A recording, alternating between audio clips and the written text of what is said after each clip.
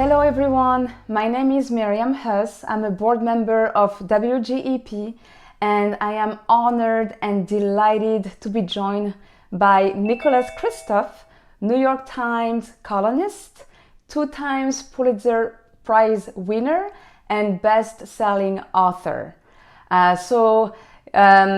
Nicholas, thank you so much for joining us today in support of Ndajee, which is our annual benefit for girls' education. So we have a quote actually in our offices from you and your wife Cheryl, and it says, "Women and girls represent perhaps the best hope for fighting global poverty." And so we are so grateful to have your voice advocating for vulnerable populations around the world. Your recent book is focusing on improving lives in rural America, but Half the Sky explores how to best empower women and girls in developing countries. So what motivates you to tell stories about underserved population? Originally, it was just a sense of both outrage at injustices that were disproportionately addressed to women and girls around the world. Sex trafficking. I did one piece about sex trafficking in rural Cambodia, and I didn't think I'd write about it again. But those girls I saw in those brothels just haunted me, and you just can't go back to your family and move on and forget about that. So I began to write more about that, and it was a sense not only of a great injustice, but also of an opportunity that if we try to think how we can do a better job fighting global poverty and making a more peaceful world and addressing terrorism and so on, then educating girls and bringing those educated women into the labor force seemed a pretty good avenue. And I wanted to ask also that question where you're showing, issues, poverty here in the US, but you're also showing that in other countries with underserved population. So what is your argument for the importance about, caring about global issues when here in the US we have so many challenges? I think that it's a mistake to pit humanitarian needs abroad against those at home. I do think we have bandwidth for both. And at the end of the day, our compassion, our humanity should not depend on the color of somebody else's skin or the color of somebody else's passport. And we know how to make a difference abroad. And some of the times when we've most felt when we felt our moral failings most acutely have involved needs abroad. You think about our failures to respond to the Holocaust, our failure to respond to the Rwanda genocide, which Bill Clinton had said was his biggest foreign policy mistake. Those are needs of fellow citizens abroad. I'm here because Americans a couple of generations ago welcomed a refugee from Eastern Europe named Vladislav Kristofovich, who then shortened his name to Kristof, and he was my dad. Yeah. And thank goodness there were Americans back then who didn't say, "Oh, we have needs at home. We don't need to worry about a refugee from abroad." Right. I think we're better than that. Yeah. So my next question is a question from one of our supporters, Nancy Judah. So we know that you and your wife, Mrs. Wooden, have been talking for a long time about the difference empowering women and girls can make for themselves, but also for their families and their communities. So regarding this, what changes have you seen since you first published your book, Half the Sky, in 2009? I think one of the big differences has been that there's a growing appreciation that this isn't just an issue about equity or justice or human rights, but also a question about economic development and about security.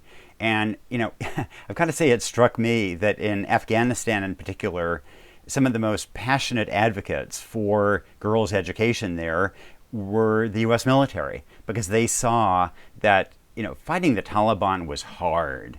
But one of the things that worked was educating more girls in a district, and that the greatest threat to extremism over time is indeed an educated girl. Right. And I don't think that we have fully absorbed that lesson. Even now, we've gotten better, but if you look at our investments in aircraft carriers versus our investments in school books and education of girls, there's a certain gap there, and I wish we would do better. The world would be a better place if we did. Absolutely. Couldn't agree more. So that's exactly what we're working on with Women's, Global Education Project, empowering girls and, with education, mentoring, coaching. I mean, the work that Amy and her team and the teams, in Kenya and Senegal, what they're doing is just amazing. And so with COVID-19, we have on top of that another challenge, obviously, to work helping girls in rural Senegal and Kenya attend and also succeed at school. So from your perspective and your opinion, what and how has the COVID-19 global pandemic affected the issues described in your book? I think that in many ways the pandemic has exacerbated the conditions. In general, I think that women and girls in many ways are way better off than when we originally wrote Half the Sky. But the pandemic has worsened those situations in a couple of ways. One is that there's a lot of evidence that when families don't have enough money, when they're short of resources, then they're more likely to send their son to school and not their daughter. They're more likely to take their son to the clinic, not their daughter. If they don't have enough food, they save the best for their son, and maybe the daughter goes hungry. And so in times of crisis, female child mortality always rises vis-a-vis male child mortality because of just deep-seated ideas about a son preference. And so I worry a lot about what is happening in towns and villages around the globe when families all of a sudden aren't able to get as much food, aren't able to earn as much, when schools are closed, when chores need to be done, when families have to make really difficult decisions about how to allocate scarce resources and whose school fees to pay. And I fear that the COVID pandemic will be followed by an illiteracy pandemic and a malnutrition pandemic. And I think that it's important that we pay attention not only to the medical consequences of the coronavirus, but also to the socioeconomic and gender consequences as well. And just to piggyback on that, we saw in your recent New York Times column, when you're talking about the challenges of remote learning in the US. Well, in those developing countries, it's even worse. And so there's way more challenges that exist, for students. So how do you see that digital divide affecting remote learning for students? Well, first of all, thank you for the work that you all are doing in the schools in Senegal and Kenya. And 50 years from now, those women will have had lives that are far more productive, and their families will be better off, their communities will be better off, because in 2020 they are getting those resources and that help.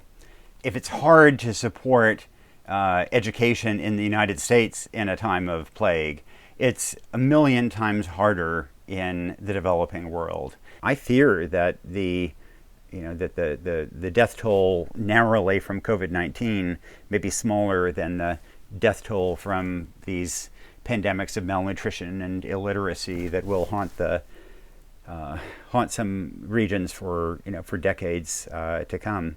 But it's obviously an incredibly difficult thing to do, and we in the West are so understandably, we're really focused on our own problems, and so there hasn't been a lot of bandwidth to think about problems in developing countries. And where we have tended to think of it, we've thought about, let's supply ventilators, or let's supply, things to address the medical issues. I don't think we've thought enough about the educational and social consequences of COVID. All right, so that was it. That was the last questions I had for you today. Nicolas, thank you so much for all the work that you are doing by educating people here in the US about, the challenges that, may have women's and girls across the globe and also here in the US. So on behalf of the board and the Women's Global Education Project, we thank you very much for what you're doing and shining lights about, underserved population. Thank you. Well, I want to thank you because I'm shining a light, so I'm working the spotlights. But it's you all who are actually in the arena, actually doing the hard work and the heavy lifting and making a difference around the world. So I compliment you on that, and I thank you for it.